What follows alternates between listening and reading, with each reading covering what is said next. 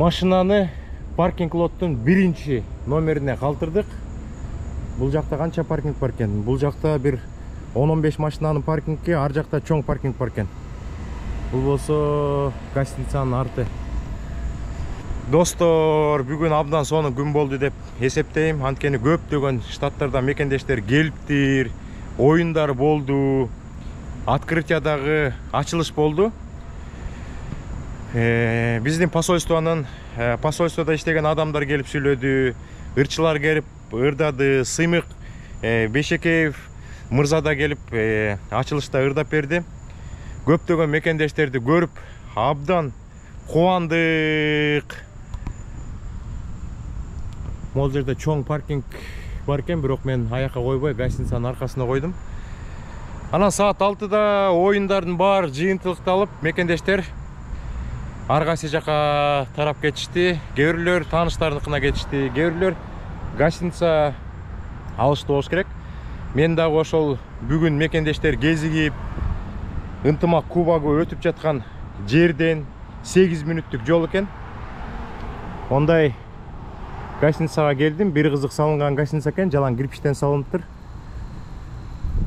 Ушул гостиницага азыр кирип, ичинен акчасын төлөп, мында айтып аткан себебим, бүгүн мекендештер менен кезиккенде көп жигиттерибиз жаңы келишиптир.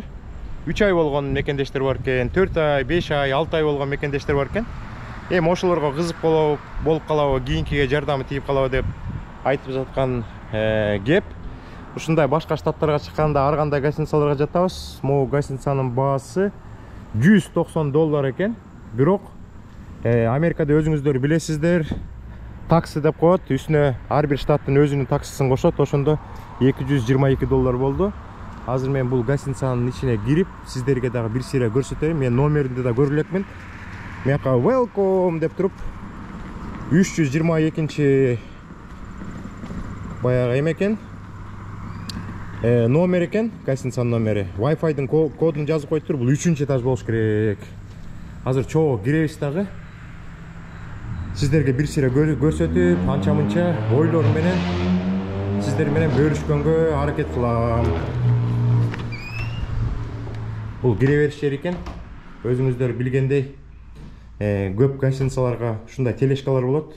Оор жүктөр болуп калса, бул жака коюп, кийимдердин, илчүлөрүн илип, анан ушу менен номерге чейин сүйрөп жеткизсе болот. Бул жерде болсо ATM машина бар экен. Мен дагы мекендештерге жана эми алып берейин деп, ашлем алып берейин деп, анан акча жок экен наличка, бирок мекендештер мага ишенди. Эртең алып келем дедим. $90 аяка бериш керек. Бул жакта гостиницага киргенде отуруп эс алуучу жери бар экен. Мына бул жакта дагы отуруп, кобурашып эс алуучу жери бар экен. Абдан кооз жасалыптыр. Көзүңүздөр көргөндөй көз кубанган гостиница бар экен. Америкада өзүңүздөр билгендей гостиница, хотел, анан мотел болуп бөлүнөт. Мотелдер эми арзан. Мен мотелге деле барсам болмок, где-то $50-60, бирок эми атайын келгенден кийин ушундай гостиницаны алалы деп чечти. Мындан ары кетет экен. Меники 3-чү этаж болгондуктан лифтке кирип 3-чү этажга көтөрүлөбүз го дейм. Баягы эрмек кылып видео тартып атам. А может кээ бир мекендештерге кызык, кээ бир мекендештерге кызык болбой калышы мүмкүн. Бирок баары бир тарта берели. 3 деп басабыз. Бүгүн көп мекендештер келди. Мага калп айтпайын, 100гө жакын мекендеш келип, сүрөткө түшүп, силер чыгарган видеолорду көрүп, мотивация алып келгенбиз дегенде жүрөгүм ушунчалык жылыды. Абдан кубандым. Көрсө биз берип жаткан маалымат мекендештерге пайдасын алып келип атыптыр деген ойдо калдым. Сүрөткө түшөбүз деген мекендештер менен, сүйлөшөбүз деген мекендештер менен баардыгы менен сүйлөшүп, көңүлдөрү калбасын деген ойдо. Азыр 300 канча эле? 326 дейт. Азыр могул жерде карап көрөбүз. 326 экен. Ана могул жер экен. Бизге карточка берет. Эми карточканы кандай алабыз? Карточканы мен капарсак эле эшик ачылат экен. Достор, Мына өзүңүздөр көргөндөй гостиницага жаңы эле кирип келдик. Мындай карточкадан экини салып коюптур. Экөө менен тең ачыла берет экен, бирок мен айттым, өзүм жалгызмын. Үй бүлөнү алып келе, үй бүлө менен постоянно чыкчумун да эки жакачы.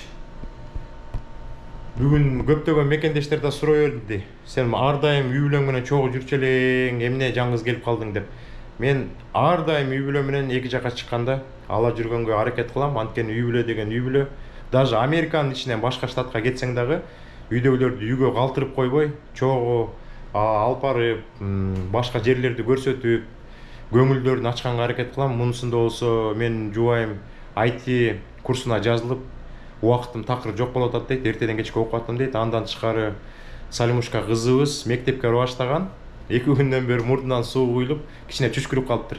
Суук тийип калыптыр. Ошон үчүн мунусунда барбай эле колу, өзүң барып кел деп жакшы узатып, батасын берип жиберишкен. Достор, ошо мияка рабочий стол бар экен, светильник бар экен, миякта дагы бир светильник. Мияктан кровать абдан чоң экен.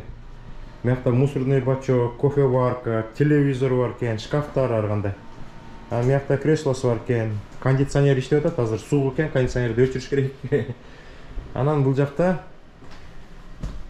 өтө чоң болбосо да жалгыз кишиге жетет. Анан бул жакта эме душевой бар экен. Бүт условиясы менен, үзгүсү, жуунган жери, ажатканасы дегенде. Анан сууга түшкөнгө, бүгүн сууга түшүп, кийимдерди алмаштырып, сергип алып дегенде. Анан жолго чыгабыз, достор. Ошо айтып кетчү нерсе. Мен абдан сүйүндүм, абдан кубандым бүгүн көптөгөн мекендештерди көргөндө. Бардык мекендештерге жакшылык каалайм. Ар кандай возрасттагы мекендештер бар экен. Интервью алганга аракет кылдым. Биздин эжелерден интервью алганга аракет кылдым. Анан алардан сурадым. Америкага келиш боюнча мекендештерим суроо берип калат. Көбүнчөсү аял заты, канча жашка чейин барыш керек деп. Бардык мекендештер айтты, Америкага келүүнүн эч чеги жок жашта.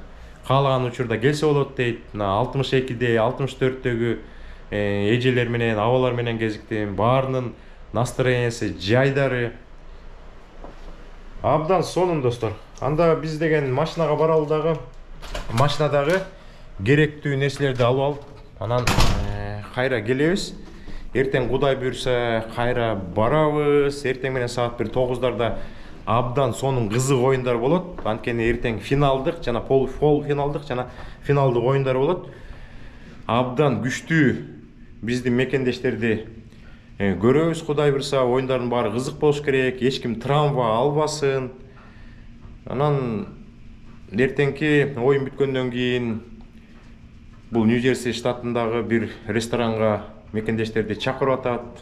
Ал жака дагы барганга аракет кылабыз. Ал жака дагы көп мекендештерибиз келип, жакшынакай тамактарын ичип, каалоо тилектерин айтып. Анан биздин Кыргызстандан келген бул жактагы ырчыларыбыз ырдап дегендей жакшы маанайда болот. Ошон үчүн бүгүн мен мекендештер кезиккенде бир дагы бир кабагым бүркөп, же болсо настроениясы жок, же болсо бирдемеге хыжалат болгон бир да мекендешти көргөн жокмун, достор. Бардыгы абдан сонун, настроениялардын баары жакшы. Ошон үчүн дүйнөдөн эмне деген адамдар Америкага келип атат. Анткени Америка өнүккөн мамлекет.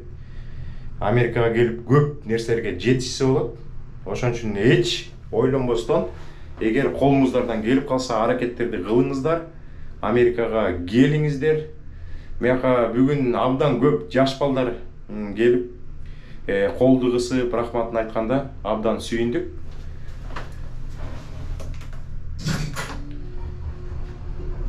Достор, ошондой.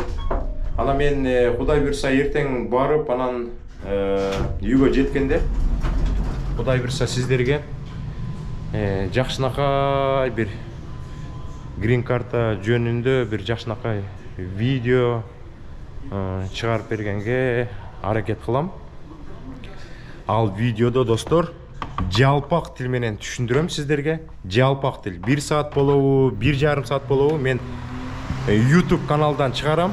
Доскага чийип, ар бир кадамын айтып берип, грин карта эмне, кандай ойнош керек, кимдерге кайрылышыңар керек, кайсы этаптан кийин кайсы этап болот. Ошо грин карта оюну баштагандан бери Америкага келип түшкөнгө чейин баардык жолдорун чайнап айтып бергенге аракет кылам. Анткени бүгүн көптөгөн мекендештер менен сүйлөшсөк, көп айтат, ошо колдон келсе легалдык жол менен келиш керек, такыр кыйналбайсыңар, келгенден кийин документтерди алып, анан баягы право окуп, тил үйрөнүп, бүгүн 60-тан өтүп калган биздин эжекелер, кой койгон биздин эжекелер айтып атат. Биз мияка келип 62-де келдик, 60-та келдик дейт. Мияктан англис тилин азыр үйрөнүп атабыз дейт. Праваларды азыр алып атабыз дейт. Анан кээ бир мекендештер мага суроо берип калат да. Мен 39-га чыктым, мен 40-ка чыктым, 45-ке чыктым, кеч болуп калды го деп. Америкага келүү эч качан кеч болбойт. Мына биз деле жүрөбүз да. Мен деле көп мекендештер сурап калат. Өзүм жашым 47-де болгону менен өзүбүздү жаш баладай эле сезебиз. Жүрөк жаш, жүрөк 18-де, достор. Ошон үчүн астыга койгон ой тилек максаттар ишке ашсын. Бүгүн мен бир видеону койсом жакшы жүктөлбөй атат. Кудай буйруса, ушул мелдештер бүткүчө мен сиздерге бир 2 же 3 кененирээк бир жарым саат, 1 сааттык видео тартып анан арнаганга аракет кылам. А так, жашасын Кыргызстан.